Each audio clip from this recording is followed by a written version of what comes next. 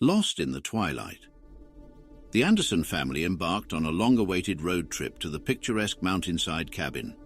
The sun was beginning to set, casting golden hues over the rolling hills.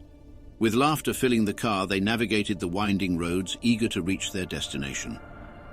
But when an old road sign appeared, obscured by vines and worn with age, they made a fateful decision that would change their journey forever. "Did you see that?" Sarah asked her husband Michael as they passed the sign. He glanced at her, then into the rearview mirror at their children, Emily and Jake, who were busy playing with their toys. "I didn't catch it.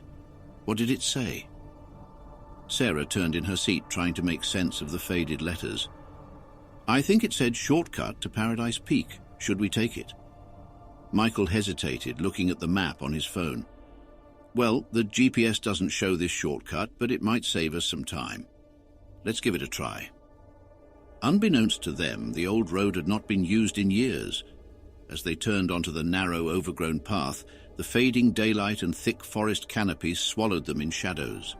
The once joyous atmosphere inside the car now felt tense and eerie. As minutes turned into hours, the road seemed to wind on endlessly. The GPS signal vanished, and their phones showed no service. They were alone, lost in an unknown wilderness. "Are we lost, Daddy?" asked Emily, her voice quivering. Michael tried to sound reassuring. "Don't worry, sweetheart. We'll find our way back soon. We just need to keep going." Their surroundings grew darker, and the car's headlights revealed a path barely wide enough for the vehicle. A sense of foreboding hung in the air, but they had no choice but to press on.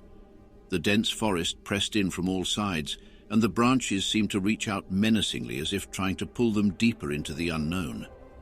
With each passing mile, the atmosphere inside the car grew heavier. Fear clung to them like a suffocating mist.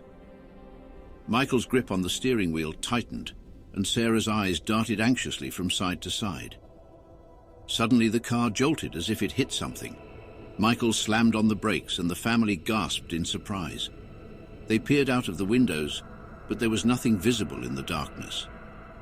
"It must have been a pothole or a fallen branch," Michael said, trying to convince himself as much as his family. But when he tried to reverse, the car didn't budge.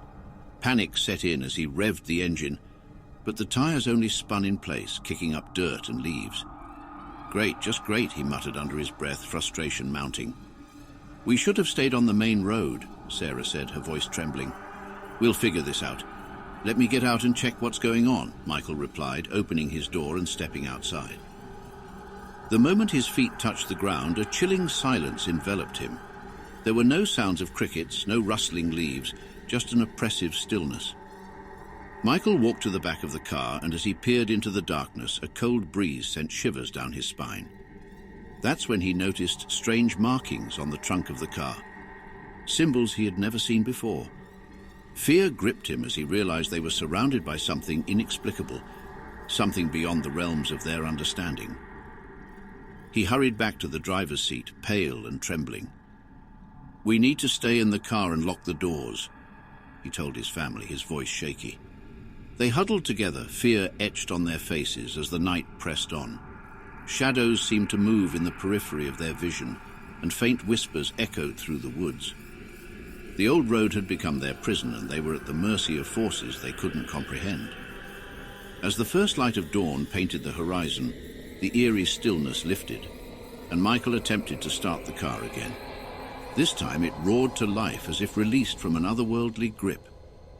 They wasted no time in driving away from that nightmarish road.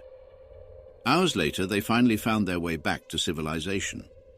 The Anderson family never spoke of what they encountered on that forsaken road, but each of them carried the memory of that haunting night, a night when they took a wrong turn and found themselves lost in the twilight between the known and the unknown.